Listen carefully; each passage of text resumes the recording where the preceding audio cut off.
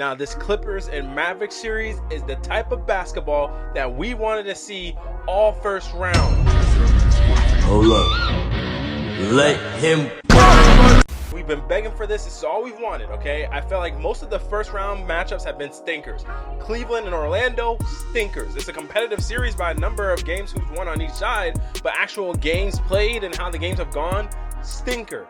Indiana and Milwaukee, by virtue, that series has kind of been a stinker because two of the stars for the Milwaukee Bucks are hurt. So by default, you kind of now are just leaning to the Indiana Pacers, thinking they should win that series.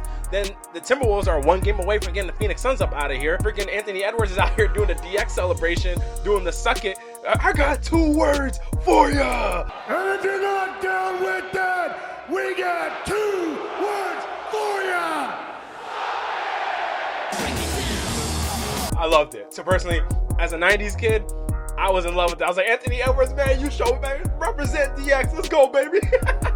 I was loving it personally. But that series is pretty much looking like it could be either a sweep, it could be a gentleman's sweep. I'm recording this before that game takes place. But then even the Lakers and Nuggets series, right now, the Lakers just bought themselves some time, man. Look, I'm a Lakers fan, guys. I got all the bias in the world to try and delude myself. You can, if the Lakers come back and win this series in 7. No team in any sport has ever come back from a 3-0 deficit. But, hear me out.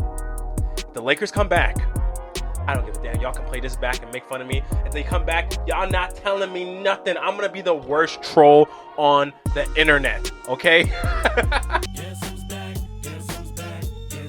So literally this Clippers and Mavericks series has been all that we've had to look forward to throughout every single day in the NBA playoffs. Really, it's been exciting to watch because they've really gone back and forth. I think a lot of it comes down to, obviously, the availability of Kawhi Leonard. The Clippers, for some reason, play vastly different when Kawhi Leonard's there.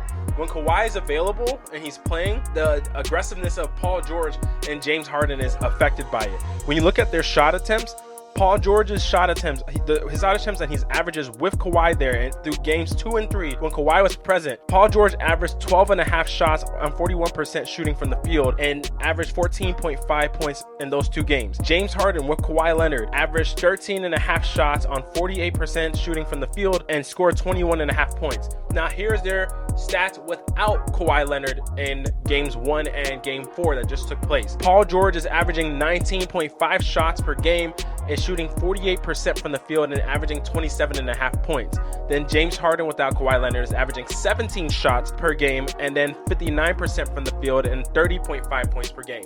So they're demonstrably playing different without Kawhi Leonard, and I think they both feel more comfortable to try and be an aggressive type of player without Kawhi there, as opposed to when he's there, you want to keep Kawhi engaged throughout the flow of the offense. So they're trying to make sure Kawhi is now inserted in there, and you're accounting for Kawhi's 15 to 20 shots per game, and that's going to affect how James Harden and Paul George go about their looks and their shots and how they approach the game. So I think that those guys have to keep their foot on the gas pedal even when Kawhi's there, because that level of aggression that they've had without Kawhi has proven to be fruitful for the team. I mean, those are the 2 games that they've won. The 2 games without Kawhi are the 2 games that they did win.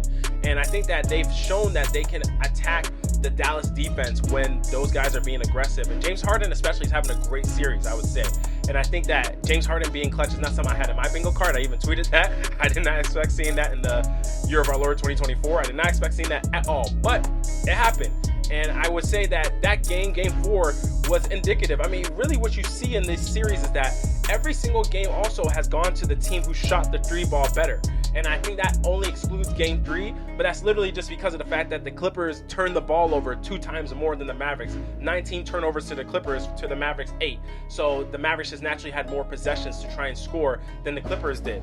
And so I think that when you're looking at the 3-point shooting, Dallas struggled to shoot the ball from 3 in this game, whereas the Clippers had a lot more success. The Clippers were scorching, especially coming out in the first quarter. Paul George was leading them out the game. He was on a Bunsen burn. I don't know what was going on. He was cooking. Say that again. Cooking. So guys, go ahead and hit that subscribe button. I appreciate every one of you for tuning into this video. We all love the NBA playoffs, and I would love if you could grow the community here. And that doesn't happen unless you hit that subscribe button and we keep growing the family here. So guys, hit that subscribe button. Let's get back to the video. I was sitting there, I was like, damn, they really about to get these guys up out of here. I mean, they had the lead up to 31 points at one point. But then Kyrie Irving, man, this was the Kyrie Irving and Paul George game. This is the best game from Paul George this series, as well as Kyrie. This is both their kind of haymakers to one another. Paul George's team ends up taking it, but man, Kyrie put on a show. That second quarter, Kyrie scored 12 points straight in the second quarter. And it was one of those situations where Kyrie was just hitting ridiculous shots. I was I can't believe what this guy's doing. And it was impeccable because you could tell that they really had no way to contain him. He was going at Terrence Mann, going at James Harden, who was in foul trouble in the early part of the game. He had 2 quick fouls as well as Luka did. So they both were in foul trouble. But Kyrie was going at anybody that wanted the work. It was so entertaining to watch that I had to sit there and really evaluate. My man, Kyrie is truly one of the most skilled basketball players we have ever seen. Not just in the last generation or whatever. Kyrie is one of the most skilled basketball players we've ever seen. I don't know who needs to hear that. I don't know if you need to tell your mama, but look, it's the truth, okay? That man is that good. And he carried it. I mean, he was really the momentum guy for the Mavericks all the way. He's the reason why they got their lead in the third quarter. And then even in the fourth quarter, he continued on scorching for the Mavericks. He had no points in the first quarter. So pretty much his 40 points, he ended up scoring in 3 quarters. In the fourth quarter, he hits probably one of the most memorable layups you're going to see in the loss. This is the type of playoff basketball we want. Like, this is basketball, man. Bar for bar, going at each other, taking a point, going at each other. But coming towards the end of the stretch of the game, the Mavericks defense to me was really, I was really questioning it because they were playing a variation of having PJ Washington, and then they had Derrick Jones Jr. guarding James Harden on the perimeter. But a lot of times James Harden would just get easy blow-bys, and then it would lead to them having drop coverage, similar to how the Bucks used to play their defense with Mike Budenholzer, where you'd have Brook Lopez around the top of the free throw line area, dropping down, sagging down, or even deeper into the paint. And naturally, when you come into that restricted area, a lot of guards have that in their game to just shoot a floater up over you. That's an easy 2 points. James Harden literally scored about 5 straight floaters, I think, in the fourth quarter. James Harden just kept getting floater after floater after floater, and Maxi Kleber really was no type of contest for him. I think Dallas was keeping Kleber in the game to be able to maintain spacing on the court, but really, I think Gafford or Lively would have been a better fit because they're better defensive players. I know they don't provide the spacing that Kleber does, and I know at that point in time they were trying to come back and cut into that lead, but they couldn't ever make a stop that they needed because Kleber just doesn't provide that rim protection that Gafford or Derek Lively does. So naturally, I think that was some of the issue I had with Dallas's defense. And one thing I did think that the Clippers were smart about is they kept attacking it. They realized how easy James Harden was getting that shot, and James Harden can hit that shot 9 times out of 10. Once we got into the waning moments of the fourth quarter and they missed a couple threes, James Harden was just getting that floater over and over and over again. And I'm curious if that's something we'll see translate into the next game if they decide to play Maxi Kleber